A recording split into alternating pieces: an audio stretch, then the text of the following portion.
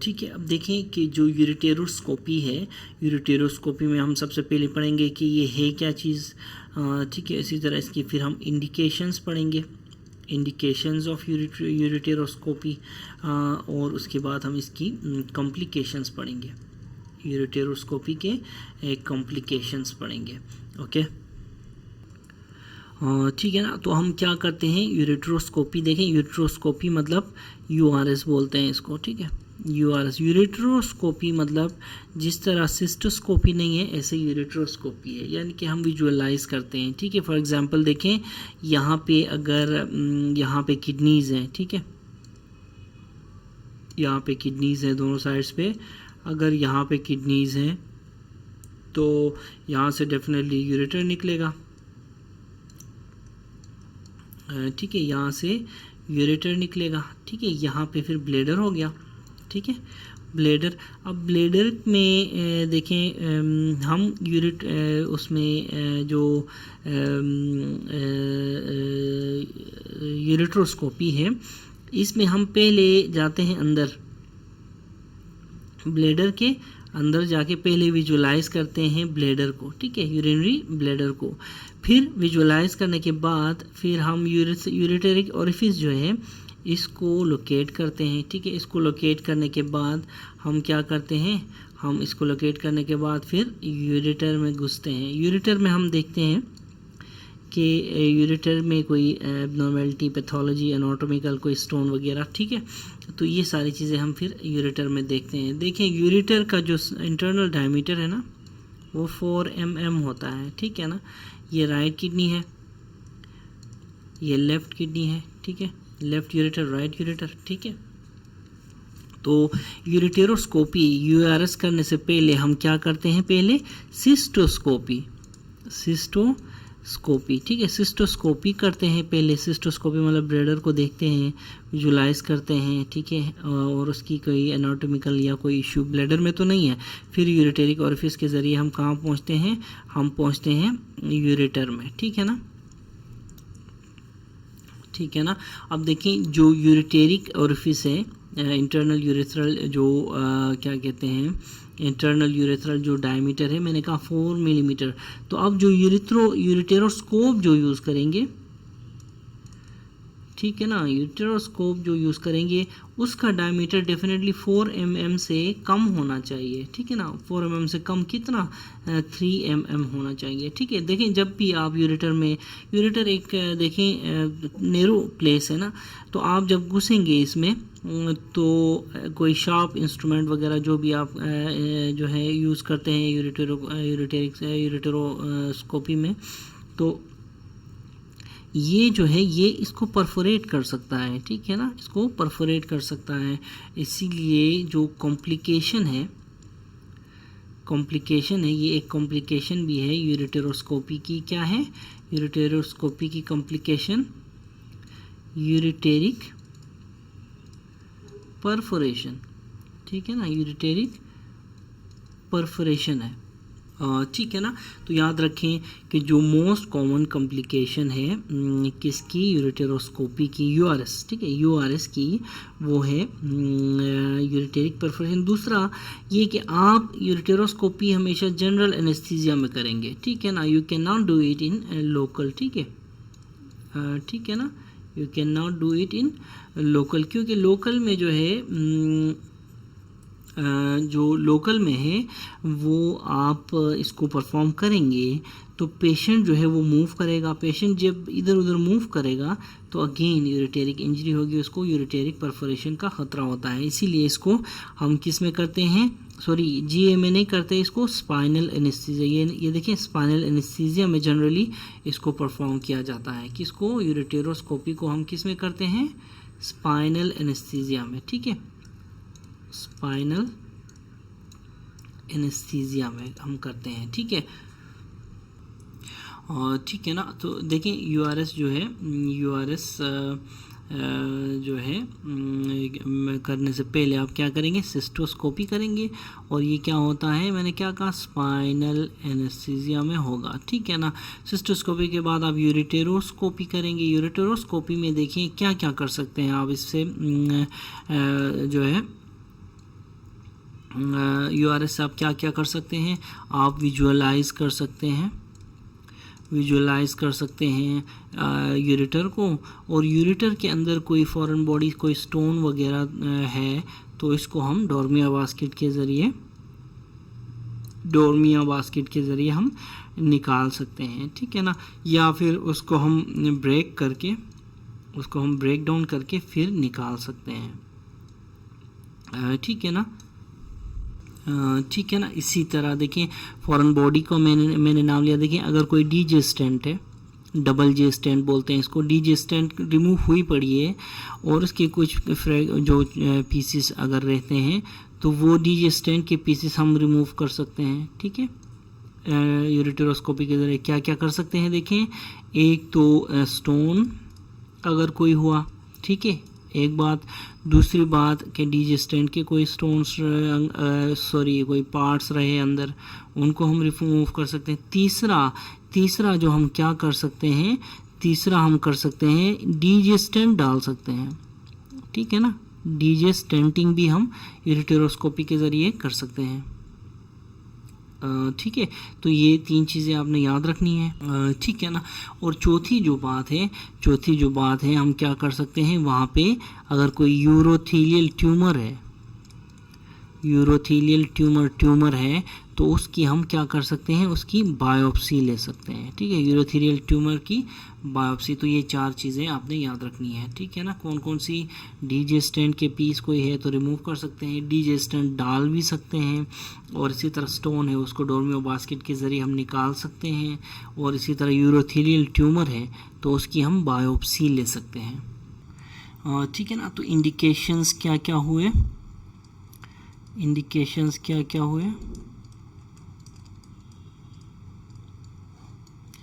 Indications हुए हमारे पास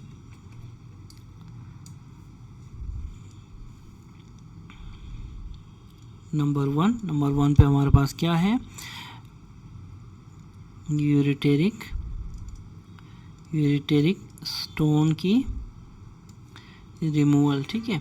एक बात याद रखें कि जो यूरेटेरोस्कोप के ज़रिए हम जो स्टोन रिमूव करते हैं ना, दिस इज़ हाईली एफिकेशियस, ठीक है ना। और स्पेशली लोअर यूरेटर के जो स्टोन्स हैं, इस लोअर एरिया के जो स्टोन्स हैं, ठीक है ना, वो जो है वो आइडियली यहाँ से यूरेटेरोस्कोपी के ज़रिए रिमूव होते हैं, ठीक है ना। और दूसरी बात याद रखें, कौन से, यहाँ पे मैं लिखता हूँ लोअर यूरेटेरिक स्टोन्स, ठीक है।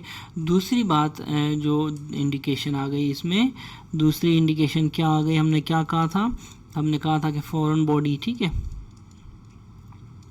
डीजे स्टैंड का कोई पीस ये वो फिलाफिस्ता, उसको हम रिमूव कर सकते हैं, ठीक है। और उसके बाद तीसरी जो बात आ गई, डीजे स्टंट इंसर्शन आ गया, डीजे स्टंट इंसर्शन आ गया। इसी तरह चौथी इंडिकेशन आ गई हमारे पास कि कोई भी अंदर यूरोथेलियल ट्यूमर है उसकी हम बायोप्सी ले सकते हैं, ठीक है। बायोप्सी को मैं BCY लिखता हूँ, ठीक है, बायोप्सी ले सकते हैं। अच्छा, इसी तरह फिर हम क्या कर सकते हैं, देखें, लोअर यूरिनरी ट्रैक्ट जो स्टोन्स हैं इनको तो हम यूआरएस यूरेटेरोस्कोपी के ज़रिए निकाल लेते हैं, ठीक है ना। इसी तरह अपर यूरेटेरिक कैलकुलाई जो है, अपर यूरेटेरिक कैलकुलाई ऑफ ESWL फेलियर भी हम जो है उसके ज़रिए रिमूव करते हैं यूरेटेरोस्कोपी के ज़रिए, ठीक है ना। इसी तरह जो डीजे स्टैंड का मैंने आपको बता दिया, और ठीक है, डीजे स्टैंड की जगह में कभी कभी क्या यूज़ करते हैं, यूरेटेरिक डायलेटेशन वर्ड यूज़ करते हैं, तो उससे आपने परेशान नहीं होना, ठीक है ना। तो ये जो थे इंडिकेशंस थे किसके, यूरेटेरोस्कोपी के, ठीक है ना। ठीक है ना। तो दिस वाज ऑल अबाउट यूरेटेरोस्कोपी। देखें अब हम देखते हैं कि इंट्राकॉर्पोरियल लिथोट्रिप्सी क्या चीज़ है, ठीक है ना। इंट्राकॉर्पोरियल लिथोट्रिप्सी देखें, एक होती है, लेकिन लिथोट्रिप्सी याद रखें, लिथोट्रिप्सी ये जो लिथोट्रिप्सी है ये एक्स्ट्रा कॉर्पोरियल हो सकती है और इंट्रा कॉर्पोरियल हो सकती है। तो इन दोनों में डिफरेंस क्या है, ठीक है ना। देखें कि जो एक्स्ट्रा कॉर्पोरियल लिथोट्रिप्सी है इसमें हमने कहा था कि शॉक वेव्स जो हैं दे आर एक्स्ट्रा कॉर्पोरियल ना। इसका क्या मतलब है, बॉडी के बाहर shock waves are formed outside the body. हमने जैसा कि ESWL में डिटेल से पढ़ा है पिछली वीडियो में, ठीक है ना, वीडियो 2 में, ठीक है। इसी तरह इंट्रा कॉर्पोरियल में हम we do intra inside the body, ठीक है, इनसाइड द बॉडी, ठीक है ना। तो अब देखें कि जो इंट्रा कॉर्पोरियल जो लिथोट्रिप्सी है, इंट्रा कॉर्पोरियल लिथोट्रिप्सी जो है, ठीक है। अब देखें जो लिथोट्रिप्सी है जो है इंट्रा कॉर्पोरियल लिथोट्रिप्सी है, इसमें किस तरह के लिथोट्रिप्टर्स कौन कौन से हम यूज़ करते हैं, लिथोट्रिप्टर्स कौन कौन से हम यूज़ करते हैं। इसमें देखिए हम यूज़ करते हैं, ठीक है ना। तो लिथोट्रिप्टर्स देखें कौन कौन से हैं, इलेक्ट्रोहाइड्रोलिक लिथोट्रिप्टर है, LT से लिथोट्रिप्टर, ठीक है। इसी तरह दूसरा है अल्ट्रासोनिक लिथोट्रिप्टर, तीसरा है बैलिस्टिक लिथोट्रिप्टर और चौथा है लेज़र लिथोट्रिप्टर, ठीक है ना। इसमें देखें जो अल्ट्रासोनिक है, अल्ट्रासोनिक लेज़र और बैलिस्टिक ये दोनों के दोनों आजकल यूज़ नहीं होते, ठीक है ना। तो इलेक्ट्रोहाइड्रोलिक लिथोट्रिप्टर जो है, लिथोट्रिप्टर है, ये जो है ये चीप होता है, ठीक है, ये चीप होता है और ये क्या होता है, वेरी इफ़ेक्टिव होता है, वेरी इफ़ेक्टिव एंड चीप, ठीक है ना। लेकिन ये जो है इतना सेफ़ नहीं होता, ठीक है ना, ये इतना सेफ़ नहीं होता। इसीलिए जो इलेक्ट्रोहाइड्रोलिक जो लिथोट्रिप्टर है इसको हम किडनी में हम यूज़ नहीं करते, we use it for bladder stones, ठीक है, we use it for bladder stones, ये आपने याद रखना है, ठीक है ना। फिर जो लेज़र होता है, ठीक है ना, जो लेज़र लिथोट्रिप्टर होता है, लेज़र लिथोट्रिप्टर देखें इसकी एक ख़ास बात याद रखें कि इसका जो एडवांटेज पूछे ना आपसे कोई, तो आप कहें ये वेरी इफ़ेक्टिव होता है, इसका ये एडवांटेज है। लेकिन कोई डिसएडवांटेज पूछे आप कहें कि ये वेरी कॉस्टली होता है। लेज़र में हम कौन सा लेज़र यूज़ करते हैं, होयाक लेज़र, ठीक है, होयाक लेज़र याद रखें। होयाक लेज़र हमने जब BPH पढ़ा था वहाँ भी हमने पढ़ा था कि ये लेज़र होयाक लेज़र होता है, ठीक है ना, होल्मियम याक बोलते हैं इसको, ठीक है, होल्मियम याक लेज़र। तो ये स्टोन्स के लिए भी यूज़ होता है और BPH के लिए भी यूज़ होता है। देखिए एक एक्ट कैसे करता है, इट एक्ट्स बाय वेपराइजेशन, ये स्टोन वेपराइजेशन कराता है बाय फोटोथर्मल मैकेनिज़म्स, ठीक है। याद रखें, एक केयरफुल जो है एहतियात आपने करनी है कि ये metallic wire in the field, laser की फील्ड में नहीं होनी चाहिए, ठीक है ना। देखें इसके अलावा एक और बात याद रखें कि जो यूरिक एसिड स्टोन्स होते हैं ना, यूरिक एसिड स्टोन्स, इसको आप लेज़र करेंगे ना वहाँ से साइनाइड बन जाता है, ठीक है, साइनाइड निकल आता है और जो साइनाइड होता है ये इतनी टॉक्सिसिटी नहीं कराता, ठीक है ना। You don't have to worry about this cyanide, क्योंकि ये इतना ज़्यादा टॉक्सिक वो नहीं होता, ठीक है। नॉर्मली साइनाइड देखें ये टॉक्सिक तो होता है लेकिन जितना बनता है वो उतना अमाउंट जो है उतनी अमाउंट टॉक्सिसिटी नहीं कराती, याद रखें, ठीक है ना। तो हमने जो है इन वीडियोस में क्या पढ़ा, रीनल स्टोन्स की कैलकुलाई की मैनेजमेंट पढ़ी, ठीक है ना। तो हम पहले देखते हैं, एक समराइज करते हैं चीज़ों को, ठीक है ना। देखें मैनेजमेंट ऑफ रीनल स्टोन्स, ठीक है, मैनेजमेंट ऑफ रीनल स्टोन्स देखते हैं पहले, ठीक है ना। तो मैनेजमेंट ऑफ रीनल स्टोन्स में देखें ठीक है ना। तो कैलकुलाई मैनेजमेंट में देखें, पहले रीनल स्टोन्स देख लें, ठीक है ना। रीनल स्टोन्स देखें, अगर तो साइज़ अप टू 2 सेंटीमीटर है हमने कहा था, तो हम क्या करेंगे, ESWL करेंगे, ठीक है ना, ESWL। अगर साइज़ ग्रेटर देन 2 सेंटीमीटर है तो फिर हम PCNL करेंगे। अगर हार्ड स्टोन्स हैं, ब्रूशाइट स्टोन हो गया, सिस्टीन स्टोन हो गया, हाइड्रोक्सीअपेटाइट, ये BH2 हार्ड स्टोन्स का मैंने क्या निमोनिक बनाया था, BHC2, ठीक है ना। हार्ड स्टोन्स हैं, सिस्टीन हो गया, फिर कैल्शियम ऑक्सलेट मोनोहाइड्रेट हो गया, ये सारे के सारे हार्ड स्टोन्स हैं। हार्ड स्टोन्स हैं तो भी हम PCNL करेंगे। इसी तरह स्ट्रेग हॉर्न के केस में हमने कहा था कि सैंडविच करेंगे, जो है सैंडविच टेक्निक, पहले ESL फिर PCNL। अगर ऑप्शंस में दोनों ये सैंडविच टेक्निक यानी दोनों ऑप्शंस साथ मौजूद नहीं हैं और आपने चूज़ करना है इन दोनों में से एक को, तो आप चूज़ करेंगे PCNL को, ठीक है ना। तो ये तो था जो है क्या था, ये मैनेजमेंट ऑफ रीनल स्टोन्स। अब हम बात करते हैं मैनेजमेंट ऑफ यूरिटेरिक स्टोन्स, ठीक है, ureteric stones, management of ureteric stones, ठीक है, ठीक है। अब नेक्स्ट है जो यूरिटेरिक स्टोन्स। देखिए, मैनेजमेंट ऑफ यूरिटेरिक स्टोन्स में दो चीज़ें बहुत इंपॉर्टेंट रोल प्ले करेंगी। पहले आपने देखना है कि भाई स्टोन है कहाँ, ठीक है, पहला क्वेश्चन आपने ये पूछना है। दूसरा कि है किस साइज़ का, ठीक है ना, तो लोकेशन और साइज़ जो है बहुत इम्पोर्टेंट वो करती हैं। और दूसरा ये कि ये जो है ये ट्रीटमेंट ऑप्शन भी डिफ़ाइन करती हैं ये, ठीक है ना, दे डिफ़ाइन द ट्रीटमेंट ऑप्शन। कौन कौन सी चीज़ें, location of the stone and size of the stone, ठीक है ना। तो देखिए कि अब फॉर एग्जांपल, अब आप ये किडनी ले लें, for example this is kidney,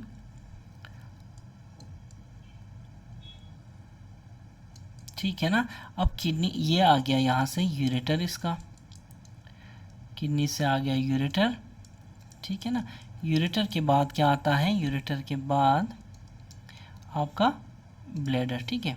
अब यहाँ पे ये जो है ये प्रॉक्सिमल एरिया हो गया, ये हो गया मिडल और ये डिस्टल, ठीक है,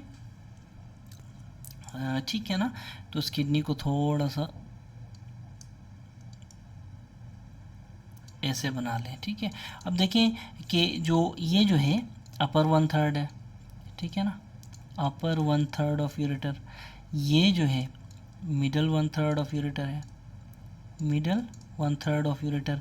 और ये जो है lower 1/3 of ureter, lower 1/3 of ureter है, ठीक है ना। तो ये 3 पार्ट्स हो गए यूरेटर के, ठीक है ना। अब देखें कि जो ये जो पार्ट है, ये जो पार्ट है पेल्विस यूरेटर का अपर 1/3 और जो मिडल 1/3 है, ये दोनों पार्ट्स देखें ये ऊपर पड़े होते हैं, ठीक है ना। जबकि ये जो पार्ट होता है ये लोअर 1/3 ये पेल्विस में पड़ा होता है, पेल्विस में पड़ा होता है। पेल्विस जो है इसमें बोनी केज होती है सारी, इलियम दिस एंड दैट, ठीक है, वो सारी के सारी बोन्स होती हैं, ठीक है ना।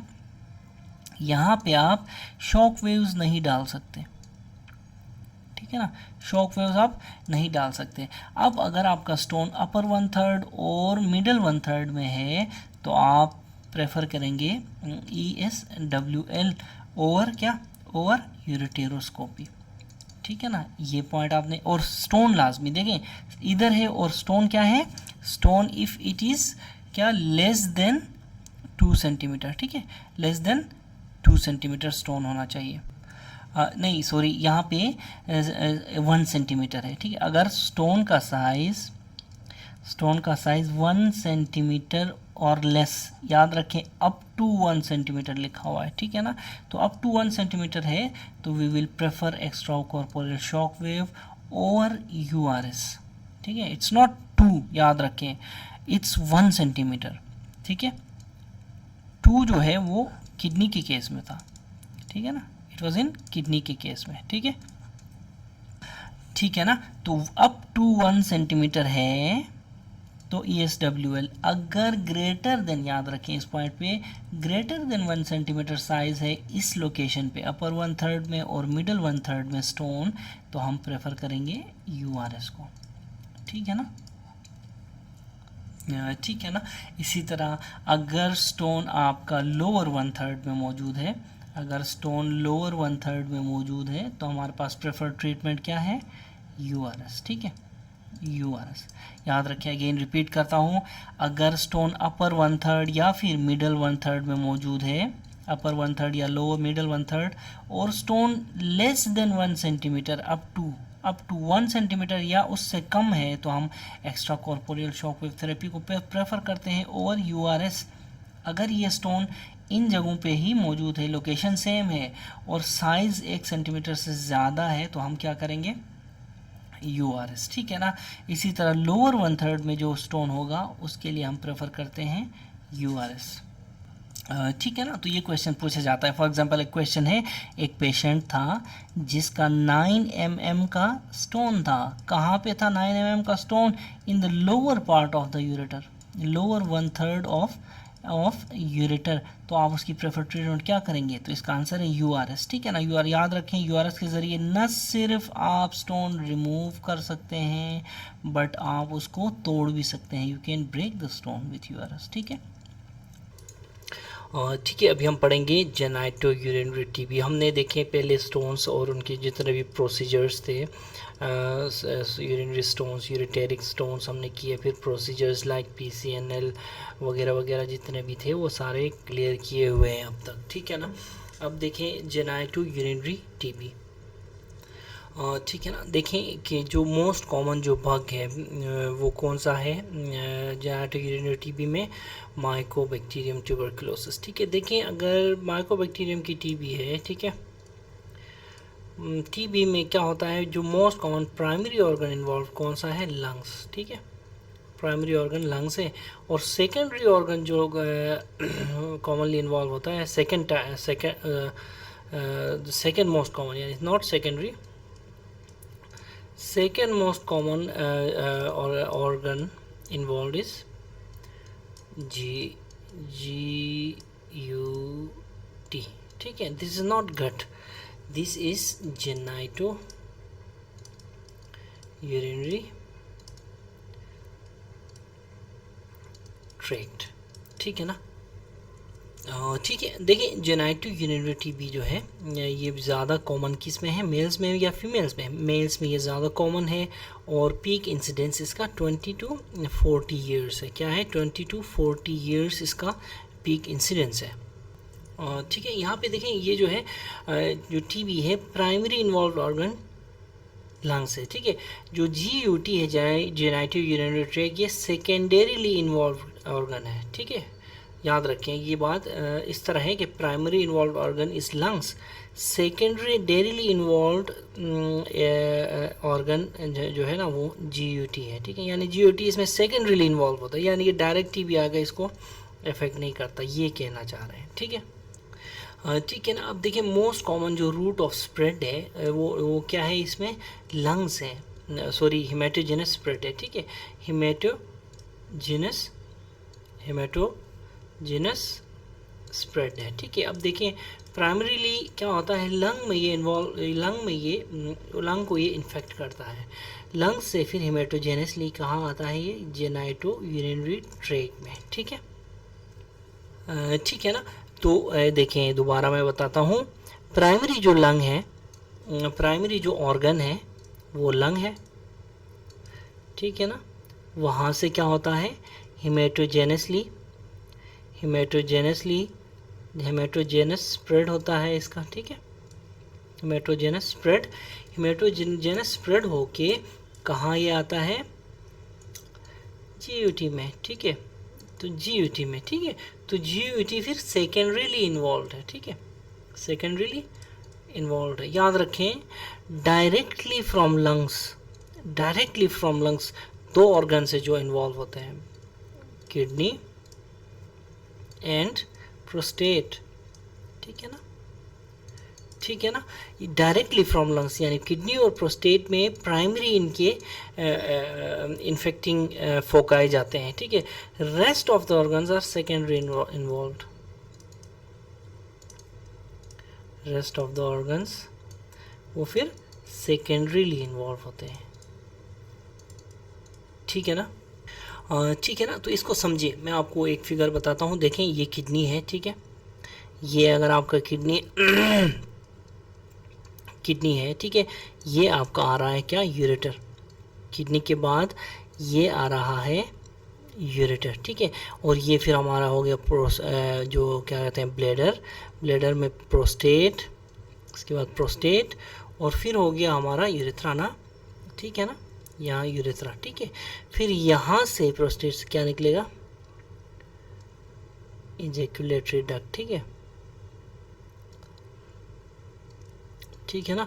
अब देखें कि जो किडनी जो है ना, और अब ये देखें फॉर एग्जांपल लंग्स है, ठीक है,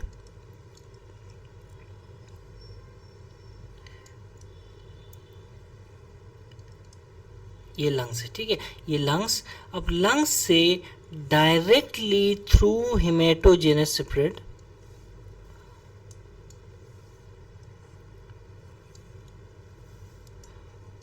लंग्स से directly through haematogenous spread, haematogenous spread कौन कौन इन्वॉल्व होगा, किडनी होगा एक, और प्रोस्टेट होगा दो, ठीक है। किडनी और प्रोस्टेट आर, मैंने क्या कहा था, दे आर प्राइमरीली इन्वॉल्व्ड, ठीक है ना, सही है। अब प्राइमरीली इन्वॉल्व होते हैं, यहाँ से फिर जो रेस्ट ऑफ द ऑर्गन्स हैं, यूरेटर हो गया, ब्लेडर हो गया, वॉस डिफरेंस वगैरह वगैरह, ठीक है ना, ये फिर सेकेंडरीली इन्वॉल्व कैसे, बाय असेंडिंग, असेंडिंग और डिसेंडिंग इन्फेक्शन, ठीक है, डिसेंडिंग इन्फेक्शन, इसका क्या मतलब है, देखें हेमेटोजेनस स्प्रेड हो गए, इन्फेक्शन यहाँ तक आ गया है या फिर प्रोस्टेट तक आ गया है, ठीक है, ये यूरिनरी ब्लैडर है, ये प्रोस्टेट है, ठीक है।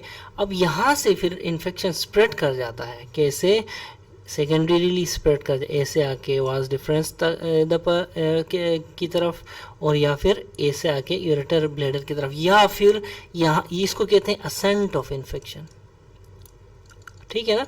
अब किडनी से फिर नीचे आ सकता है, किडनी से फिर ये इन्फेक्शन कहाँ जा सकता है, नीचे आ सकता है, इसको हम क्या कहते हैं, डिसेंट ऑफ इन्फेक्शन, यहाँ पे यूरेटर इन्वॉल्व हो सकता है, ब्लैडर इन्वॉल्व हो सकता है, तो इसको हम क्या कहते हैं, डिसेंट ऑफ इन्फेक्शन। आप समझ में आ गई। देखें डायरेक्टली फ्रॉम लंग्स दो ऑर्गन्स हैं, किडनी और प्रोस्टेट, ठीक है ना।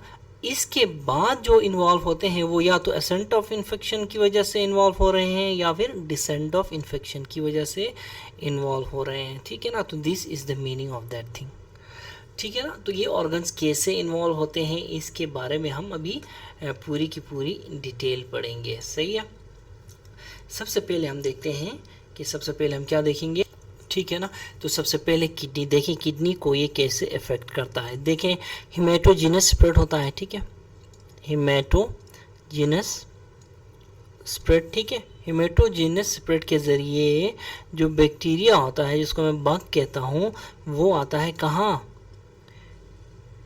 पेरी ग्लोमेरुलर कैपिलरीज तक, ठीक है ना, पेरी ग्लोमेरुलर कैपिलरीज तक ये बग आता है, ठीक है ना, ठीक है ना। अब देखिए मोस्ट ऑफ अस जो है उनमें अच्छा जो इम्यून सिस्टम स्ट्रांग होता है, तो स्ट्रांग इम्यूनिटी की वजह से, बिकॉज ऑफ स्ट्रांग इम्यूनिटी की वजह से, क्या होता है,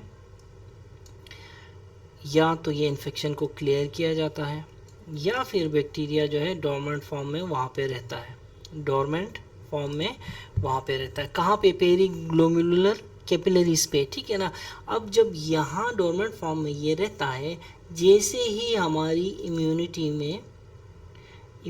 में थोड़ी सी भी कमी आ गई, तो ये फिर क्या होता है, बैक्टीरिया एक्टिवेट हो जाता है, ये बग एक्टिवेट हो जाता है, और फिर क्या बनता है, एक्टिवेट होता है, उसके बाद क्या बनता है, कॉर्टिकल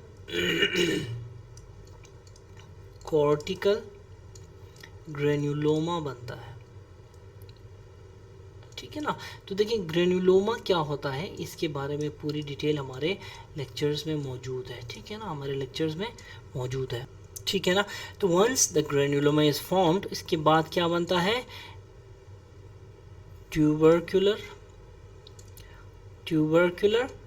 एब्सेस बन जाता है, ठीक है ना, ट्यूबरक्यूलर एब्सेस बन जाता है, ठीक है ना। तो जब भी जो एब्सेस बनता है तो फिर ये क्या होता है, इट रप्चर्स, और आता कहाँ है, पेल्वी कैलिशियल सिस्टम में, पेल्वी कैलिशियल सिस्टम में ये पस आ जाता है एब्सेस वाला, ठीक है ना। अब एक बार ये पेल्विक कैलिशियल सिस्टम में आता है तो वहाँ डेफिनेटली वहाँ से फिर यूरेटर में, और यूरेटर से फिर ब्लैडर में आपको ना ये यूरिन आ जाएगा, सॉरी पस आ जाएगा यूरिन में, पेशेंट के यूरिन में पस आएगा। पेशेंट क्या करेगा, दौड़ के डॉक्टर के पास आएगा, डॉक्टर फिर क्या करेगा, इसके टेस्ट कराएगा, यूरिन रिपोर्ट कराएगा या फिर कल्चर एंड सेंसिटिविटी कराएगा। देखें यूरिन रिपोर्ट में आपको क्या मिलेगा, डॉक्टर को पस मिलेगा, कल्चर सेंसिटिविटी में there will be no growth in 48 hours, ठीक है, आपको कोई ग्रोथ वहाँ पे नहीं मिलेगी, ठीक है ना। तो इसको देखें, अगर कल्चर सेंसिटिविटी में कोई ग्रोथ ना हो तो इसको हम क्या कहते हैं, स्टेराइल, ठीक है ना। अब देखें इसको, इस कॉम्बिनेशन को, पस भी आ रहा है और स्टेराइल भी है, इसको हम क्या कहते हैं, स्टेराइल पायोयूरिया, ठीक है, ठीक है ना। देखें याद रखें, पेशेंट के जब यूरिन में पस आ जाएगा ना तो पेशेंट को क्या होगा, पेशेंट को फ्रीक्वेंसी होगी, ठीक है, फ्रीक्वेंसी, और याद रखें फ्रीक्वेंसी के साथ डॉक्टर के पास आएगा पेशेंट, और याद रखें कि frequency is the most common earliest symptom of genito urinary TB, ठीक है, इसको मैं गट टीबी बोलता हूँ, ठीक है ना, जेनाइटो यूरिनरी टीबी, ठीक है, बल्कि इसको शॉर्ट फॉर्म में क्या बोलेंगे, GUTB बोलेंगे, ठीक है ना, GUTB बोलेंगे, गट टीबी नहीं बोलेंगे, GUTB बोलेंगे। GUTB की मोस्ट अर्लीस्ट सिम्टम क्या है, फ्रीक्वेंसी, ठीक है ना। देखें अगर ये आपका पेशेंट का किडनी है, ठीक है ना, if this is the kidney of the patient, एक second, let me make it again, ठीक है ना। तो देखिए अगर ये किडनी है पेशेंट का, स्लो बनाएंगे तो अच्छा बनेगा, ठीक है ना। यहाँ से देखें सबसे पहले क्या होता है, लंग्स, हेमेटोजेनस स्प्रेड, ठीक है, वहाँ से कॉर्टिकल ग्रेन्युलोमा बनेगा आगे, कॉर्टिकल ग्रेन्युलोमा फिर आहिस्ता आहिस्ता एब्सेस में कन्वर्ट होगा, एब्सेस में कन्वर्ट जब होगा तो ये क्या करेगा, पेल्विक कैलिशियल सिस्टम में आएगा, ठीक है, यहाँ पे आपका कैलिशियल सिस्टम है, ऐसे कैलिक्सिस होते हैं, ठीक है, 3 to 5, ठीक है, यहाँ आएगा तो फिर डेफिनेटली कहाँ आएगा, यूरिन में, नीचे क्या है, नीचे हमारा ब्लैडर और ये यूरिथ्रा एंड, ठीक है, यहाँ से फिर जब आएगा इधर, पेशेंट आपके पास आएगा फ्रीक्वेंसी के साथ और पस इन द यूरिन के साथ, ठीक है ना। फ्रीक्वेंसी के साथ जब आएगा तो आप उसका टेस्ट कराएंगे, टेस्ट कौन से कराएंगे, एक आप यूरिनडिया रिपोर्ट करेंगे और दूसरा यूरिनरी डिटेल्ड रिपोर्ट करेंगे, दूसरा culture sensitivity. Urinary detail report में आपको पस नज़र आएगा, ये पेशेंट पस लेके नहीं आएगा, पेशेंट को पता नहीं होगा, लेकिन यूरिनरी डिटेल रिपोर्ट में डॉक्टर को पता होगा कि इसमें पस से। कल्चर सेंसिटिविटी में कोई भी चीज़ नज़र नहीं आएगी इन 48 आवर्स, ठीक है ना। इसी को हम क्या कहते हैं, स्टेराइल पायोयूरिया होगा पेशेंट को, ठीक है ना, स्टेराइल पायोयूरिया, ठीक है ना। तो याद रखें कि जो स्टेराइल पायोरिया है ना, स्टेराइल पायोरिया ये कैरेक्टरिस्टिक फीचर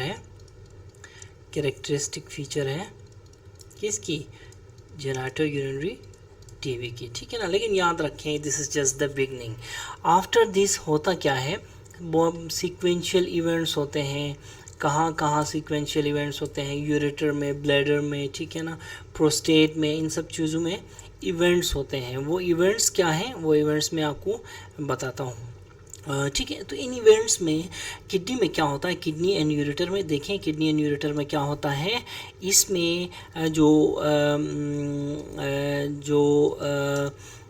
सबसे पहले कैल्शियल स्टेनोसिस हो जाती है, ठीक है ना। कैल्शियल स्टेनोसिस होती है और स्टेनोसिस होती है कहाँ, HPUJ में स्टेनोसिस होती है, ठीक है।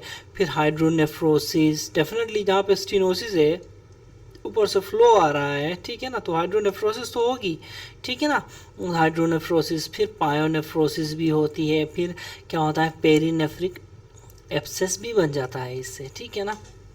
इसी तरह याद रखें, टीबी में कौन सा नेक्रोसिस होता था, केजियस नेक्रोसिस, ठीक है ना। टीबी में केजियस नेक्रोसिस होता है। तो ये किडनी में क्या होता है, कीजी मटेरियल से फिल्ड होती है ये किडनी, ऐसी किडनी को हम पुट्टी किडनी बोलते हैं, ठीक है ना। फिर नेक्रोसिस में कैल्सिफिकेशंस होती हैं, आपको पता है, कैल्सिफिकेशन के बाद उसको कैल्सिफाइड किडनी या फिर सीमेंट किडनी बोलते हैं, ये भी एक MCQ है, ठीक है। इसी तरह फिर आखिर में किडनी क्या होता है, नॉन फंक्शनिंग, ठीक है ना। तो ये नॉन फंक्शनिंग कैल्सिफाइड किडनी को क्या कहते हैं हम, ऑटोनेफ्रेक्टमी कहते हैं। याद रखें, ऑटोस्प्लीनेक्टमी जो है, आपने सुना होगा ऑटोस्प्लीनेक्टमी, जो कि सिकल सेल एनीमिया में होती है। ऑटोनेफ्रेक्टमी याद रखें, GUTB, जेनाइटो यूरिनरी टीबी में होती है, ठीक है ना। तो अब देखें जो ब्लैडर कंट्रैक्टेड कैसे होता है, देखें जैसे जैसे क्रोनिक इन्फ्लेमेशन होता है ना, जैसे जैसे क्रोनिक इन्फ्लेमेशन होता है तो जो आहिस्ता आहिस्ता ट्यूबरकल्स बनते हैं। देखें ये यूरिनरी ब्लैडर है, ठीक है ना। इस यूरिनरी ब्लैडर में जब क्रोनिक इन्फ्लेमेशन होगी तो ऐसे ट्यूबरकल्स बनते हैं, ऐसे ऐसे ऐसे ऐसे ऐसे वॉल में ट्यूबरकल्स बनते हैं। ये ट्यूबरकल्स फिर आहिस्ता आहिस्ता आहिस्ता आहिस्ता फाइब्रोस होते जाते हैं, फाइब्रोस होते जाते हैं, फाइब्रोस होते जाते हैं, फिर फाइब्रोस हो के फिर क्या होता है, ये ब्लैडर इस तरह का बन जाता है, थिक कंट्रैक्टेड ब्लैडर, ये देखें ऐसे, ठीक है, इस तरह का बन जाता है। इसकी जो कैपेसिटी है वो भी कम हो जाती है, ठीक है। इस तरह के ब्लैडर को हम क्या कहते हैं, थिम्बल ब्लैडर, ठीक है, थिम्बल ब्लैडर कहते हैं। तो thimble bladder is a contracted bladder, और ये जेनाइटो यूरिनरी टीबी में होता है, ये आपने याद रखना है, ठीक है ना। अच्छा, ये गोल्फ बॉल यूरिटेरिक ओरिफिस का क्या मतलब है, देखें गोल्फ बॉल यूरिटेरिक ओरिफिस, ठीक है ना। तो इसको हम क्या कहते हैं, गोल्फ बॉल यूरेटर। ये देखें, ये गोल्फ बॉल यूरेटर नहीं है, this is not golf ball ureter, ये golf ball ureter ureteric orifice है, ठीक है। देखें जब भी ये यूरेटर थिम्बल होता है ना, थिम्बल यूरेटर में फिर क्या होता है, जब ये कंट्रैक्ट होता है ना ये यूरेटर, तो जो सॉरी ये ब्लैडर, जब ब्लैडर कंट्रैक्टेड होता है थिम्बल ब्लैडर में, तो क्या होता है, ये ऊपर से जो यूरेटर्स आ रहे होते हैं, ऊपर से जो यूरेटर आ रहे होते हैं, ये इस तरह की शेप में आ जाते हैं, ठीक है, इस तरह की शेप में आ जाते हैं, ठीक है ना। तो इसको हम असल में कहते हैं गोल्फ बॉल, ये गोल्फ बॉल यूरिटेरिक ओरिफिस बोलते हैं, ठीक है इसको। This is not golf ball ureter, again याद रखें, ठीक है ना।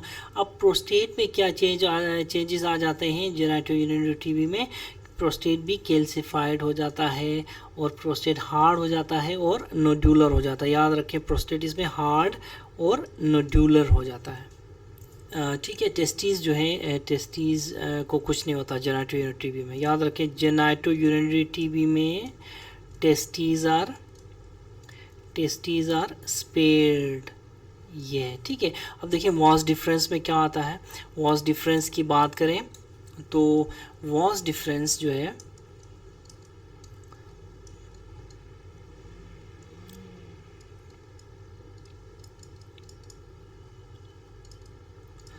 वॉस डिफरेंस, ठीक है, वॉस डिफरेंस के में क्या चेंजेस आ जाते हैं, किस में, जेनाइटो यूरिनरी टीबी के केस में, ठीक है ना। अब देखें जो वॉस डिफरेंस में जो चेंजेस आते हैं उनमें याद रखें, वॉस डिफरेंस की बीडिड अपीयरेंस होती है, ठीक है ना, इस तरह की अपीयरेंस होती है वॉस डिफरेंस की, इस तरह की बीडिड तस्बी टाइप अपीयरेंस होती है, ठीक है ना। ये स्क्रोटम है, ठीक है, ये दोनों स्क्रोटम, एक टेस्टी एक स्क्रोटम, दूसरा स्क्रोटम, ठीक है, एक से एक दूसरा से एक, और उसके बाद इनकी बीडिड अपीयरेंस। तो beaded appearance of the vas deferens, इसमें क्या होता है, एरियाज ऑफ फर्स्ट कलेक्शन, यहाँ पे these are areas of pus collection. आहिस्ता आहिस्ता ये पस फिर ड्रेन होना चाहती है। जब ड्रेन होती है तो कहाँ से होती है, वाया स्क्रोटम होती है, ठीक है ना, वाया स्क्रोटम ये पस ड्रेन होती है। तो ये वॉस डिफरेंस के साथ सिचुएशन होती है इन जेराइटो यूरिनरी टीबी, ठीक है ना। अब देखें अगर हम इन्वेस्टिगेशंस करना चाहें, किसकी इन्वेस्टिगेशंस करना चाहें तो देखें यूरिन डीआर में आपको क्या नज़र आएगा, पस सेल्स नज़र आएंगे। कल्चर इन सेंसिटिविटी आप कराएंगे तो there will be no growth at all in 48 hours, ठीक है, जिसको हम स्टेराइल पायूरिया बोलते हैं, ठीक है, स्टेराइल पायूरिया बोलते हैं, ठीक है ना। अच्छा, उसके बाद देखें आईवीपी कराएंगे पेशेंट का, इंट्रावेनस पाइलोग्राम, तो इसमें आपको अर्लीस्ट साइन नज़र आएगा जो कि माउथ ईटन कैलिक्स नज़र आएगा, ठीक है। देखें अगर कोई आपसे पूछे what is the investigation of choice for the diagnosis of earliest changes of gut TB, sorry GUTB या फिर रेनल टीबी, तो आईवीपी है, ठीक है। आईवीपी है शोज अर्लीस्ट साइंस, ठीक है ना। आईवीपी शोज क्या, अर्लीस्ट साइंस, ठीक है। इसके अलावा कैलिक्टेसिस आपको मिलेगा वहाँ पे, स्पेसोकोपाइंग्लेंस इन द किडनी मिलेंगे, इसी तरह क्या मिलेगा, हाइड्रोनेफ्रोसिस मिलेगी HD, ठीक है, हाइड्रोनेफ्रोसिस मिलेगी। इसी तरह याद रखें कि अगर कोई investigation of choice for the diagnosis of renal TB पूछे तो वो CECT है, याद रखें। Investigation of choice for the diagnosis CECT है। Investigation of choice for detecting the earliest changes जो है ऑफ रेनल टीबी वो है IVP है, ठीक है। इसी तरह अगर आप रेट्रोग्रेड पाइलोग्राम कराएं इस पेशेंट का, रेट्रोग्रेड पाइलोग्राम कराएंगे तो आपको टाइम्स जो पाइप स्टेम यूरेटर मिलेगा, आपको पाइप स्टेम यूरेटर, ठीक है, यानी कि मीडियली डेविएशन ऑफ यूरेटर को हम क्या कहते हैं, पाइप स्टेम यूरेटर, और ये आपको रेट्रोग्रेड पाइलोग्राम में मिलेगा, ठीक है ना। अब जैसे ही हमारा डायग्नोसिस कंफर्म हो जाए तो हमने उसकी ट्रीटमेंट करनी है। ट्रीटमेंट में हम ATT देंगे प्लस साथ में क्या करेंगे, उसकी मैनेजमेंट ऑफ कॉम्प्लिकेशंस करेंगे, ठीक है ना, मैनेजमेंट ऑफ कॉम्प्लिकेशंस करेंगे, ठीक है। अच्छा, ये हो गया। और देखें मैनेजमेंट ऑफ कॉम्प्लिकेशंस, अब फॉर एग्जांपल एक कॉम्प्लिकेशन है इसमें क्या, एक अगर यूरिटेरिक स्ट्रक्चर्स हैं, ठीक है, यूरिटेरिक स्ट्रक्चर्स के केस में हम क्या करेंगे, यूरिटेरिक स्ट्रक्चर्स के केस में डायलेटेशन करेंगे। इसी तरह थिम्बल ब्लैडर है, थिम्बल ब्लैडर के केस में हम ऑगमेंटेशन करेंगे। थिम्बल ब्लैडर के केस में हम क्या करेंगे, ऑगमेंटेशन करेंगे। ऑगमेंटेशन ये स्मॉल बॉल से लाके ऑगमेंटेशन करेंगे, ठीक है ना। इसको क्या कहते हैं हम, ऑगमेंटेशन विद स्मॉल बॉल, ठीक है। इसको क्या कहते हैं हम, ऑगमेंटेशन एंटेरोसिस्टोप्लास्टी, ठीक है ना, ऑगमेंटेशन एंटेरोसिस्टोप्लास्टी कहते हैं इसको हम, ऑगमेंटेशन एंटेरोसिस्टोप्लास्टी कहते हैं। अगर तो नॉन फंक्शनिंग किडनी देखें, इस केस में हम नेफ्रेक्टमी करेंगे, ठीक है। तो हम क्या पढ़ रहे हैं, ATT स्टार्ट कर रहे हैं उसको, साथ में मैनेजमेंट ऑफ कॉम्प्लिकेशंस भी कर रहे हैं, ठीक है। मैनेजमेंट ऑफ कॉम्प्लिकेशंस में अगर यूरिटेरिक स्ट्रक्चर्स हैं, डायलेटेशन करेंगे। थिम्बल ब्लैडर है तो ऑगमेंटेशन करेंगे विद स्मॉल बाउल, जिसको हम क्या कहते हैं, ऑगमेंटेशन एंटेरोसिस्टोप्लास्टी, ठीक है, सिस्टोप्लास्टी कहते हैं इसको, ठीक है। इसी तरह अगर NFK है तो हम क्या करेंगे, नेफ्रेक्टमी, ठीक है। और NFK क्या है, नॉन फंक्शनिंग किडनी, ठीक है ना। देखिए कभी कभी क्या होता है कि lower third of the ureter में क्या होता है, एक नॉन डायलेटेबल जो है स्ट्रक्चर होता है, ठीक है, नॉन डायलेटेबल स्ट्रक्चर होता है।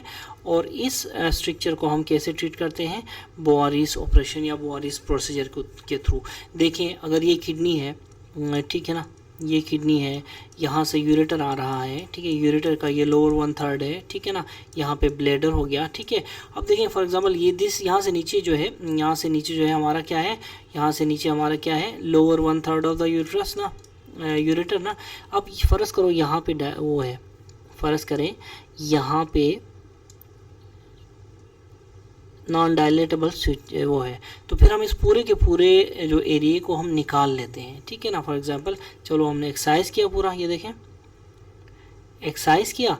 अब इसको एक्सरसाइज करने के बाद हम क्या करते हैं, ब्लेडर से हम टिश्यू लेते हैं, ब्लेडर से टिश्यू लेके इसको फ्लैप रेज करते हैं। ये फ्लैप जो flap of the bladder is raised, raise करने के बाद हम क्या करते हैं, रेज करने के बाद यहाँ से जब हमने ये देखें यहाँ से हमने ये लिया ना टिश्यू लेके यहाँ रेज किया, रेज करने के बाद इसको यूरेटर के साथ लगा के इसको ट्यूबुलराइज किया, इसको ट्यूबुलराइज किया, ठीक है ना, ट्यूबुलराइज किया। फिर उसके बाद यहाँ पे स्विचर्स मारे, उसके बाद यहाँ जो डिफेक्ट रहता है इसको हमने स्विचर किया, ऐसे ऐसे ऐसे ऐसे ऐसे ऐसे ऐसे ऐसे ऐसे करके बंद कर दिया, ठीक है। तो ये देखें अब यूरेटर इस तरह की फॉर्म में बन जाएगा, ठीक है ना। तो इसको कहते हैं बोरी, मतलब इधर बोरी बनाते हैं, ब्लेडर से उठा के छोटी सी बोरी बनाते हैं, उसको बोरीज ऑपरेशन कहते हैं, ठीक है ना। तो ये तो था जो है ठीक है ना। तो बोरीज फ्लैप की जो इंडिकेशंस हैं वो क्या क्या हैं। सबसे पहले non dilatable structure, non dilatable structure एक ये हो गया, और दूसरा है injury to lower part of lower 1/3 of ureter, ठीक है, ठीक है। और तीसरा accidental ligation of lower 1/3 of ureter, ठीक है ना। तो इन सब केसेस में हम बोरीज ऑपरेशन करते हैं, ठीक है ना। तो देखें अभी हम एक ऐसा MCQ करेंगे जिसकी वजह से हमारा जो टॉपिक है वो भी क्लियर हो जाएगा, और जो भी हमने पीछे पढ़ा है जेनेटो यूरिनरी टीबी के बारे में वो भी क्लियर हो जाएगा, ठीक है। तो देखें सबसे पहले क्वेश्चन क्या है, क्वेश्चन है कि एक सेकेंड ठीक है ना, ठीक है। तो क्वेश्चन क्या है, क्वेश्चन है कि क्वेश्चन है कि ए 30 years मेल, ठीक है, 30 years mail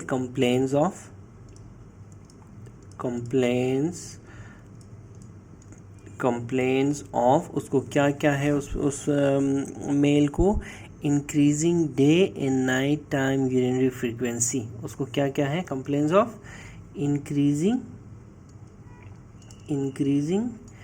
day and night time frequency, ठीक है, फ्रीक्वेंसी उसको इंक्रीज हुई पड़ी है। He also complains of weight loss, ठीक है, प्लस वेट लॉस है इन रिसेंट डेज, ठीक है, weight loss in recent days. अच्छा, लो ग्रेड फीवर उसको रहता है, साथ में उसको क्या रहता है, लो ग्रेड फीवर भी रहता है, और जो है डल एक रहता है, ठीक है, डल एक रहता है इन लॉइन, वो डॉक्टर से कह रहा है कि मुझे डल एक दर्द भी है।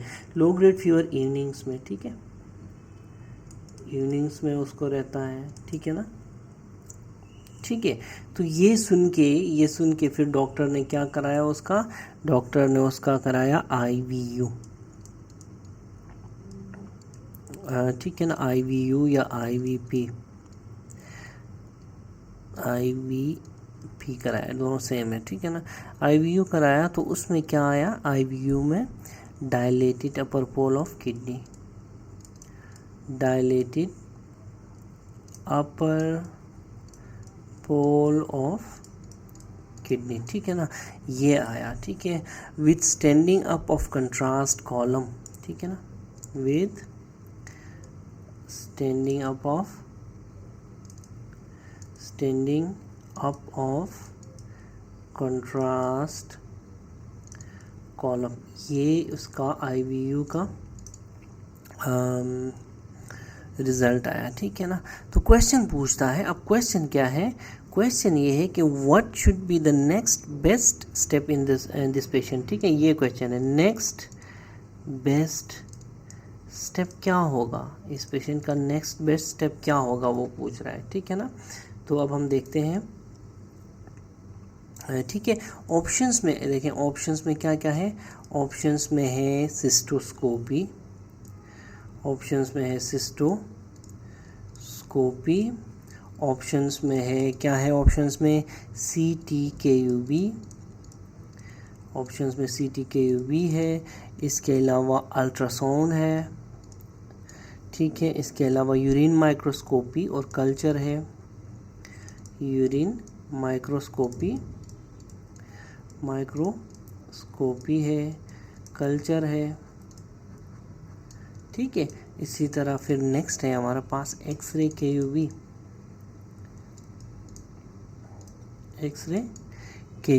ठीक है ना। तो ये क्वेश्चन है और ये MCQs है, ठीक है, क्वेश्चन के साथ जो है ये ऑप्शंस है, ठीक है, इसके ऑप्शंस।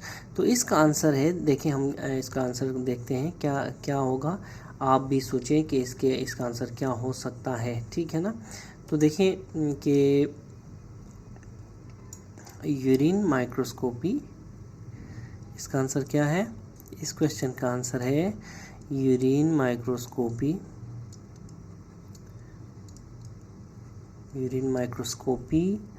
एंड कल्चर, ठीक है ना, ठीक है ना। तो देखें कि अब ये जो पेशेंट है, इसके जो फाइंडिंग्स हैं पेशेंट की, they are suggestive of GUTB, ठीक है ना, GUTB is genito urinary TB, ठीक है, स्पेशली कौन सी जगह का TB, रीनल, ठीक है, रीनल TB, ठीक है ना। तो याद रखें, earliest and most often the only symptom, देखें अर्लीस्ट या फिर इवन मोस्ट ऑफन, जो ओनली सिम्टम होता है ना, रीनल ट्यूबरकुलोसिस का, वो है increased urinary frequency, that is increased urinary frequency, ठीक है ना। बहुत इसमें प्रोग्रेसिव इंक्रीज होता है किस चीज़ में, डे टाइम फ्रीक्वेंसी में कम में, और नाइट टाइम फ्रीक्वेंसी में प्रोग्रेसिव इंक्रीज होता है, ठीक है ना। तो ये कहता है कि this is often the earliest symptom of renal TB, ठीक है ना। तो याद रखें कि जो GUTB है, ठीक है ना, ये तकरीबन 14% of the total cases of TB, 14% of total TB cases, ये आपको इंसिडेंस मिलेगा इसका, ठीक है ना। अब एनाटॉमिकल जो डिस्ट्रीब्यूशन होती है, वही सारी जो बातें हमने पहले डिस्कस की हुई है, ठीक है ना। अब हम देखते हैं कि ये TB जब किडनी को अफेक्ट करती है तो क्या हो सकता है, जब ये यूरेटर्स को अफेक्ट करती है तो क्या हो सकता है, ठीक है ना। फॉर एग्जांपल देखें, किडनी को ये अफेक्ट करे, किडनी को अफेक्ट करे तो क्या होगा, अर्लीस्ट मैनिफेस्टेशन इज वही day time and night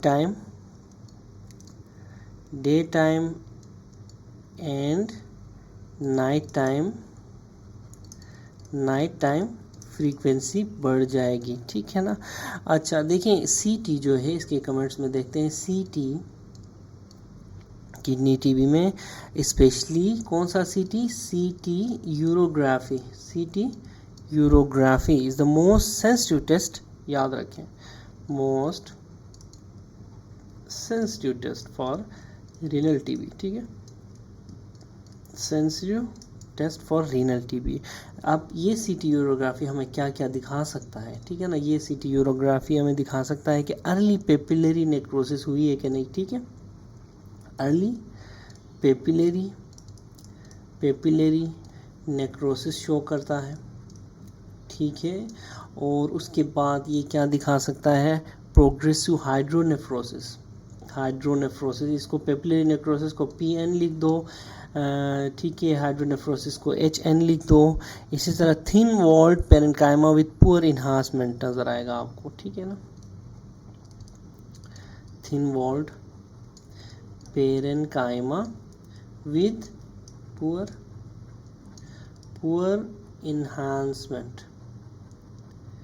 enhancement आपको नज़र आएगा इसमें, ठीक है ना। समटाइम्स क्या होता है, dystrophic calcifications involving whole kidney, फिर आपको पुट्टी किडनी भी नज़र आएगा डिस्ट्रोफिक कैल्सिफिकेशन की वजह से।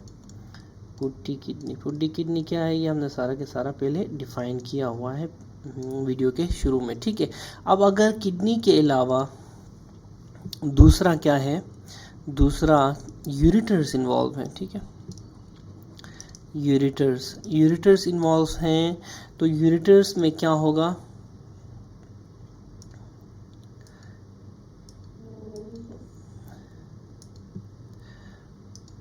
यूरेटर्स अगर इन्वॉल्व हैं तो क्या हो सकता है, स्ट्रक्चर फॉर्मेशन बनती है थ्रू आउट, ठीक है, यूरेटर्स में स्ट्रक्चर फॉर्मेशन बनती है।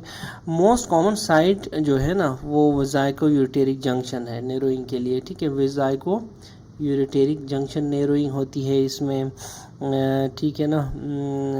और जो गोल्फ होल यूरेटर्स बनते हैं कहाँ पे,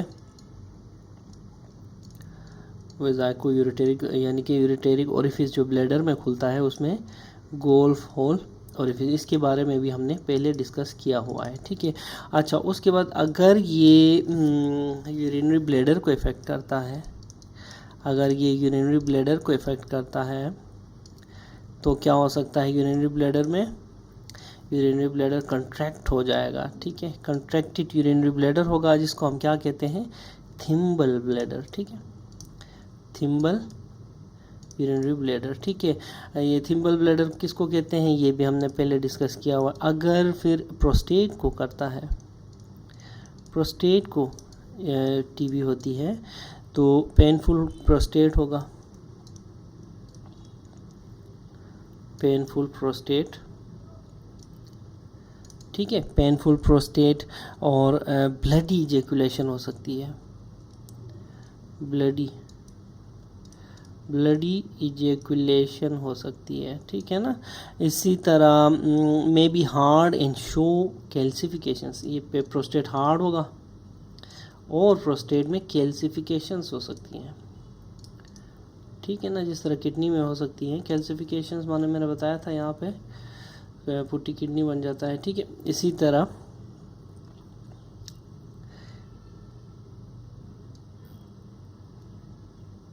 प्रोस्टेट में भी कैल्सिफिकेशंस हो सकती हैं, ठीक है ना। पुट्टी किडनी देखें, केजियस नेक्रोसिस होगी, डिस्ट्रोफिक कैल्सिफिकेशन होगी, इसकी वजह से क्या हो सकता है, पुट्टी किडनी, ठीक है। इसी तरह एपिडिडिमिस एंड वास डिफरेंस, देखें टेस्टीज आर स्पेयर्ड हियर, याद रखें, एपिडिडिमिस वास डिफरेंस, ठीक है, इन दोनों में हो तो क्या हो सकता है, multiple sinuses seen in posterior scrotal skin, ठीक है ना, बीडिड अपीयरेंस होती है इसकी, मैंने ये भी बताया था पहले, बीडिड अपीयरेंस होगी, और उसमें एरियाज ऑफ पस के फोकाई होंगे, वो पस जो ड्रेन करने की कोशिश करेगी तो फिर साइनसेस बन जाएंगे जो कि स्क्रोटल स्किन में नज़र आएंगे, ठीक है ना। तो साइनसेस जो है मल्टीपल होंगे, साइनसेस इन स्क्रोटल स्किन, तो उस पेशेंट का आप उसमें एग्जामिनेशन भी करेंगे, स्क्रोटम की एग्जामिनेशन करेंगे तो आपको वहाँ पे हो सकता है, अगर तो जो है साइनसेस बन चुके होंगे तो वो आपको नज़र आएंगे, ठीक है ना। अच्छा, ये हो गया, ठीक है। इसी तरह याद रखें कि जो बीडिड वास डिफरेंस होता है ना, वास डिफरेंस वो आपको पैल्पेशन में हार्ड फील होगा, ठीक है। पैल्पेशन में हार्ड, नॉर्मली हार्ड चीज़ कोई नहीं होती, लेकिन पैल्पेशन में हार्ड फील होगा टीबी के केस में, ठीक है ना। याद रखें जो एपिडिडिमिस और जो वास डिफरेंस है ना, इनमें जो एटीटी है वो लीस्ट इफ़ेक्टिव होती है, लीस्ट इफ़ेक्टिव होती है। इसी तरह टेस्टिस के केस में भी टीबी हो, टेस्टिकुलर टीबी हो, तो वो लीस्ट इफ़ेक्टिव रहेगी। एटीटी लीस्ट इफ़ेक्टिव रहेगी इस केस में भी, ठीक है ना। ठीक है, याद रखें जो डायग्नोसिस है ना, जो डायग्नोसिस है जो जेनेटो यूरिनरी टीबी का डायग्नोसिस हम कैसे बनाते हैं, ठीक है। जो इनिशियल डायग्नोसिस है ना, इनिशियल डायग्नोसिस हम यूरिन माइक्रोस्कोपी और यूरिन कल्चर से हम बनाते हैं, ठीक है। यूरिन कल्चर से बनाते हैं, और ये यूरिन जो होता है, ये यूरिन याद रखें अर्ली मॉर्निंग यूरिन लो होगा, अर्ली मॉर्निंग यूरिन होगा, ठीक है ना। और इसमें जो स्पेसिमेन लेते हैं ना अर्ली मॉर्निंग यूरिन का, उसमें हम 3 जो है स्पेसिमेंस लेते हैं, ठीक है ना। 3 स्पेसिमेंस, 1 स्पेसिमेन 2 और स्पेसिमेन 3, ठीक है ना। तो 3 स्पेसिमेंस हम लेंगे। अगर तो एविडेंस है इसमें GUTB की एविडेंस यहाँ पे मौजूद है, ठीक है ना, तो फिर हम क्या करेंगे, ATT, फिर हम ATT स्टार्ट करेंगे, ठीक है ना। फिर देखिए ATT स्टार्ट करेंगे। अब वो एविडेंस जो है वो यूरिन कल्चर में क्या ऐसा हो, तो आप कहेंगे कि इसको जेनेटो यूरिनरी टीबी है, ठीक है ना। सबसे पहले मैंने आपको बताया था पहले भी, स्टेराइल पायूरिया, ठीक है, WBC, ठीक है, स्टेराइल पायूरिया, ठीक है ना। वाइट सेल्स होंगे, WBCs होंगे पस में, ठीक है। अब वीडियो के शुरू में मैंने बताया था कि WBCs कितने हो सकते हैं, कितने नहीं हो सकते हैं, ठीक है ना। इसी तरह ZN स्टेनिंग कर सकते हैं, ठीक है ना। पस तो होंगे, देखिए पस होंगे, लेकिन कल्चर पॉजिटिव होगा इस केस में, याद रखें। कल्चर जो है कल्चर नेगेटिव होगा इन 48 आवर्स, ठीक है ना। इसीलिए इसको स्टेराइल पायूरिया बोलते हैं। फिर हम ZN स्कैनिंग करेंगे, ZN स्कैनिंग, ठीक है ना। ZN स्कैनिंग में यूरिन सेडिमेंट जो है वो एसिड फास्ट बेसिलाई शो कर सकता है, एसिड फास्ट बेसिलाई शो करेगा, ठीक है ना। ठीक है ना। देखिए जो LJ कल्चर है, लोवेंस्टीन जॉनसन जो है, ठीक है ना, लोवेंस्टीन जॉनसन मीडियम में हम क्या कर सकते हैं, कल्चर कर सकते हैं। ये है मोस्ट डेफिनेटिव है, लेकिन याद रखें ये जो है कल्चर का रिज़ल्ट आएगा वो ऑलमोस्ट 6 वीक्स के बाद ही आएगा, ठीक है ना। LJ मीडियम का है तो डेफिनेटिव, लेकिन लेट करेगा ना, ठीक है। तो इसीलिए हम जो है ना, हम क्या करते हैं, हम जैसे ही इन चीज़ों में हमें नज़र आ जाए ना, जो हमें आसार नज़र आ जाएं GUTB के, तो हम ATT स्टार्ट कर देते हैं, ठीक है। नॉर्मली हम LJ मीडियम वो करते नहीं है, ठीक है ना। 6 हफ्ते तक कौन वो करेगा। तो ATT फिर हम 9 से 12 मंथ्स तक हम देते रहते हैं पेशेंट को, ठीक है ना। तो ये आपने याद रखना है कि LJ मीडियम मोस्ट डेफिनेटिव तो है, लेकिन डेफिनेटिव होने के साथ साथ ये इतना लेट रिज़ल्ट देता है 6 वीक्स का, कि हमें वो करने की ज़रूरत नहीं पड़ती। इसीलिए हमें इनसे ही जब आसार मिल जाएं तो हम ATT स्टार्ट कर देते हैं। ATT फिर हमारी कहाँ तक चलती है, 9 से 1 साल तक, 9 महीने से 1 साल तक चलती है। सर्जिकल जो ऑप्शंस है ना, सर्जिकल ऑप्शंस की बात करें किस में जो GUTB में क्या क्या हमारे पास सर्जिकल ऑप्शंस हैं, ठीक है ना, सर्जिकल ऑप्शंस इन GUTB, ठीक है ना। सबसे पहले देखें पार्शियल या फिर कंप्लीट नेफ्रेक्टमी की बात करेंगे, ठीक है ना। पार्शियल, सबसे पहले पार्शियल या कंप्लीट नेफ्रेक्टमी। अच्छा, हम कब कर सकते हैं पार्शियल या कंप्लीट नेफ्रेक्टमी? देखें अगर जो है GUTB, अगर GUTB किडनी को इन्वॉल्व कर रहा है, ठीक है ना, GUTB किडनी को इन्वॉल्व कर रहा है, ठीक है ना, तो हम और किडनी नॉन फंक्शनल है, ठीक है, NFK है, ठीक है ना, तो हम नेफ्रेक्टमी कर सकते हैं, ठीक है ना। अब इसमें जो कितनी नेफ्रेक्टमी कर सकते हैं, फॉर एग्जाम्पल जो एक्सटेंट है, एक्सटेंट ऑफ रिजेक्शन कितना होना चाहिए, ठीक है ना।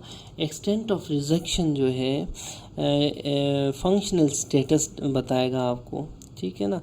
तो अगर किडनी का फंक्शनल स्टेटस नॉन फंक्शनल है, ये कैसे पता चलेगा फंक्शनल स्टेटस? फंक्शनल स्टेटस आपको रीनल आइसोटोप स्कैन से, ठीक है ना, रीनल आइसोटोप स्कैन से हमें फंक्शनल स्टेटस पता चलेगा। जब फंक्शनल स्टेटस पता चलेगा, अगर नॉन फंक्शनल है तो हम कंप्लीट नेफ्रेक्टमी भी कर सकते हैं, अगर कितना फंक्शनल है उस हिसाब से फिर हम एक्सटेंट ऑफ रिजेक्शन डिफाइन करेंगे, ठीक है। अगर यूरिटेरिक जो है क्या कहते हैं, यूरिटेरिक TB है, यूरिटेरिक इन्वॉल्वमेंट है GUTB की, तो हम क्या करेंगे, डिस्टल यूरिटेरिक जो स्ट्रक्चर्स अगर हैं, distal ureteric structures, distal ureteric structures, ठीक है ना, डिस्टल यूरिटेरिक स्ट्रक्चर्स में हम रिकंस्ट्रक्शन करते हैं, ठीक है ना, वही बोआरीज ऑपरेशन, ठीक है, बोआरीज, ठीक है ना, तो रिकंस्ट्रक्शन करते हैं। इसमें कहाँ से लेते हैं हम? बोआरीज फ्लैप लेते हैं, बोआरीज फ्लैप लेते हैं, ठीक है ना, फ्लैप लेके हम यूरेटर को रिकंस्ट्रक्ट करते हैं, ठीक है ना। बोआरीज ऑपरेशन की इंडिकेशंस भी मैंने आपको पहले बताई हुई है, ठीक है। अच्छा, इसी तरह अगर उसको ऑगमेंटेशन सिस्टोप्लास्टी कब कर सकते हैं, ठीक है ना, ऑगमेंटेशन सिस्टोप्लास्टी यानी, ठीक है ना, सिस्टोप्लास्टी कब करेंगे? यहाँ पे यूरिटेरिक TB नहीं, यूरिटेरिक रिकंस्ट्रक्शन, क्योंकि हम सर्जिकल ऑप्शंस पढ़ रहे हैं ना। एक नेफ्रेक्टमी हो गया, दूसरा यूरिटेरिक रिकंस्ट्रक्शन हो गया, ऑगमेंटेशन सिस्टोप्लास्टी हो गई, प्लास्टी, ठीक है ना। प्लास्टी जो है, ऑगमेंटेशन सिस्टोप्लास्टी जो है ये कब करेंगे? जब थिम्बल ब्लैडर हो, थिम्बल ब्लैडर हो, एंटेरोसिस्टोप्लास्टी जिसको बोलते हैं, ठीक है ना। थिम्बल ब्लैडर जो है वो क्या होता है, वो हमने पहले डिफ़ाइन कर लिया है वीडियो के शुरू में, ठीक है ना। तो देखें कि 6 से 12 हफ्ते, देखें आप ATT स्टार्ट कराएंगे, उस ATT के 6 से 12 वीक्स बाद हम क्या करते हैं, ऑगमेंटेशन सिस्टोप्लास्टी, ठीक है ना, ACP ऑगमेंटेशन सिस्टोप्लास्टी करते हैं। अच्छा, एपिडिडीमेक्टमी या और की एक्टमी, ठीक है, एपिडिडीमेक्टमी या फिर और की एक्टमी, ये क्या, ये भी एक सर्जिकल ऑप्शन है GUTB में, ठीक है ना। अगर तो एपिडिडीमिस इन्वॉल्व है तो हम एपिडिडीमेक्टमी कर सकते हैं। ट्यूबरकुलोसिस देखें, जो GUTB है किसकी, एपिडिडीमिस की और टेस्टिस की, ठीक है ना। तो हाईली रेजिस्टेंट होती है, याद रखें, दिस इज़ हाईली रेजिस्टेंट होती है फॉर ATT, ठीक है, हाईली रेजिस्टेंट होती है फॉर ATT। देखें अगर नो रिस्पॉन्स हो ना 2 मंथ्स तक तो सर्जिकल रिजेक्शन करेंगे। अगर 2 मंथ्स तक ATT का कोई रिस्पॉन्स नहीं आ रहा, ठीक है ना, तो आप फिर सर्जिकल रिजेक्शन करेंगे। इसको हम क्या कहते हैं, एपिडिडिमेक्टमी और कीएक्टमी। और कीएक्टमी मतलब टेस्टिस निकाल लिया, एपिडिडेक्टमी मतलब एपिडिडिमिस निकाल लिया, ठीक है। तो ये एक MCQ था जिसकी हमने डिटेल पढ़ी, पूरा रिवाइज भी हो गया सब्जेक्ट, ठीक है। ठीक है, एक और MCQ है, उसमें कहा गया है कि which of the following is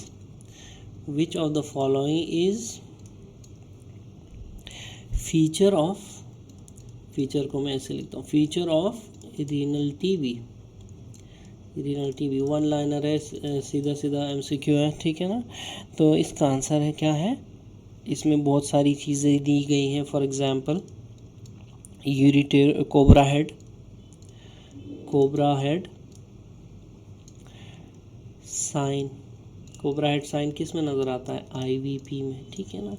दूसरा ऑप्शन दिया हुआ है कोलिकी लोइन पेन, ठीक है, कोलिकी लोइन पेन, ठीक है ना। तीसरा ऑप्शन दिया हुआ है, क्या दिया हुआ है, palpable renal mass that is palpable, ठीक है ना। चौथा ऑप्शन दिया हुआ है, चौथा क्या दिया हुआ है, स्टेराइल पायूरिया, ठीक है, स्टेराइल पायूरिया, ठीक है ना। और फिर पांचवा ऑप्शन है नन। तो इसका आंसर हमारे पास क्या है, स्टेराइल पायूरिया इसका आंसर है, ठीक है ना, जिसकी हमने डिटेल सारी पहले पढ़ी हुई है, याद रखें, ठीक है ना। तो स्टेराइल पायूरिया, देखें कोबरा हेड साइन जो होता है ना, कोबरा हेड साइन ये IVP में नज़र आएगा, ठीक है ना।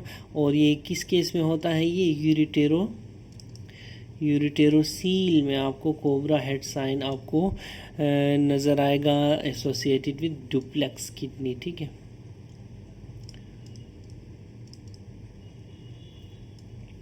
ठीक है ना।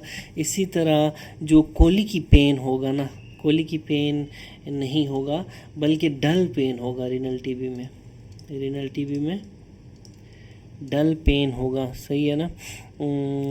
और जो पैल्पेबल जो है किडनी हो जो है ये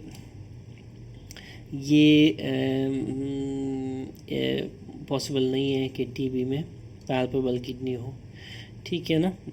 तो पैल्पेबल किडनी नहीं होता रीनल टीबी में, इसीलिए ये आंसर भी रॉन्ग है। तो स्टेराइल पायूरिया है हमारे पास, ठीक है। अब देखिए स्टेराइल पायूरिया जो है ये किसको कहते हैं, स्टेराइल पायूरिया जो होता है ये जो है sterile पायूरिया presence of WBCs in the urine, ठीक है, in the urine in the presence of a negative culture, ठीक है, नेगेटिव कल्चर की मौजूदगी में WBCs पॉजिटिव आए तो उसको हम स्टेराइल पायूरिया कहते हैं।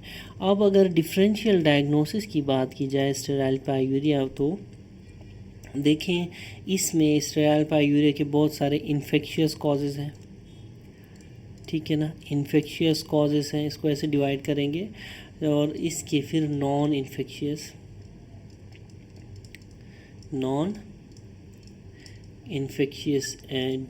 कॉजेज़ हैं, ठीक है, स्टेराइल पायूरिया के, ठीक है ना। अब इसमें देखें इन्फेक्शियस कॉजेज़ में क्या क्या आ सकते हैं, ठीक है ना। इन्फेक्शियस कॉजेज़ में देखें कि याद रखें ये ऐसे जो इन्फेक्शंस हैं जिनमें जो बग्स होते हैं ना, बग्स कॉजिंग द इन्फेक्शन, ठीक है, वो दे रिक्वायर स्पेशल मीडिया, इनके लिए हमें स्पेशल मीडियम चाहिए होता है इनको ग्रो करने के लिए, ठीक है ना। इसीलिए रूटीन कल्चर में ये जो हैं ये नेगेटिव आते हैं, ठीक है ना। कौन कौन से हो गए, सबसे पहले माइकोबैक्टीरियम ट्यूबरकुलोसिस, अच्छा, इसी तरह क्लेमीडिया हो गया, क्लेमिडिया हो गया, ट्रैकोमैटस जिसको बोलते हैं, ठीक है, क्लेमिडिया, ट्रैकोमैटस। इसी तरह माइकोप्लाज्मा, यूरिया प्लाज्मा, ठीक है, माइकोप्लाज्मा, इसी तरह यूरिया प्लाज्मा, ठीक है, ये हो गए। इसी तरह निजेरिया गोनोरी, ठीक है ना, क्या है, निजेरिया गोनोरी, हम पढ़ रहे हैं डीडी ऑफ स्टेराइल पायूरिया, ठीक है, ठीक है ना, निजेरिया गोनोरी, ठीक है। फिर हमारे पास आ गया, कौन आ गया, हर्पीस सिम्प्लेक्स वायरस, ठीक है, HSV। फिर हमारे पास आ गया फंगल इन्फेक्शंस, ठीक है। तो इन सब में जो है क्या हो सकती है, जो स्टेराइल पायूरिया हो सकती है। नॉन इन्फेक्शियस कॉजेज़ में देखें, इसमें जो है सबसे पहले करंट यूज़ ऑफ एंटीबायोटिक, ठीक है, एंटीबायोटिक्स। फॉर एग्जांपल देखें, कोई UTI हुआ है पेशेंट को, ठीक है, उसमें क्या किया है, उसने दवा के एंटीबायोटिक्स लिए हैं, ठीक है, ट्रीटमेंट ली है, तो हो सकता है ट्रीटमेंट क्लियर हो गई हो लेकिन पस्टल्स अभी भी आ रहे हो, ये भी हो सकता है, ठीक है। इसी तरह रीसेंट यूरोलॉजिकल प्रोसीजर्स, ठीक है, यूरोलॉजिकल प्रोसीजर्स, ठीक है, कौन कौन से प्रोसीजर्स हो गया, यूरोलॉजिकल प्रोसीजर्स में extra corporeal shock wave lithotripsy की वजह से UTI हुई हो, UTI की वजह से एंटीबायोटिक्स लिए हो, ये भी हो सकता है। इसी तरह सिस्टोस्कोपी की हो सकता है, सिस्टोस्कोपी हुई हो पेशेंट की, ठीक है, इसमें भी आपको स्टेराइल पायूरिया मिलेगा, ठीक है ना। इसी तरह UTI, यूरिनरी ट्रैक्ट का जो स्टोन है, स्टोन में भी हो सकता है। इसी तरह कार्सिनोमा में भी हो सकता है, यूरिनरी ट्रैक्ट कार्सिनोमा में भी, ठीक है, carcinoma of the urinary tract, ठीक है ना। तो ये जो है कुछ DDs हैं स्टेराइल पायूरिया के, ठीक है ना, ये आप देख लेंगे। नेक्स्ट जो वीडियो है उसमें हम जेनाइटो यूरिनरी सिस्टम को कंटिन्यू करेंगे और कुछ चीज़ें पढ़ेंगे, हाइड्रोनेफ्रोसिस, पायोनेफ्रोसिस और इस तरह की चीज़ें, ठीक है।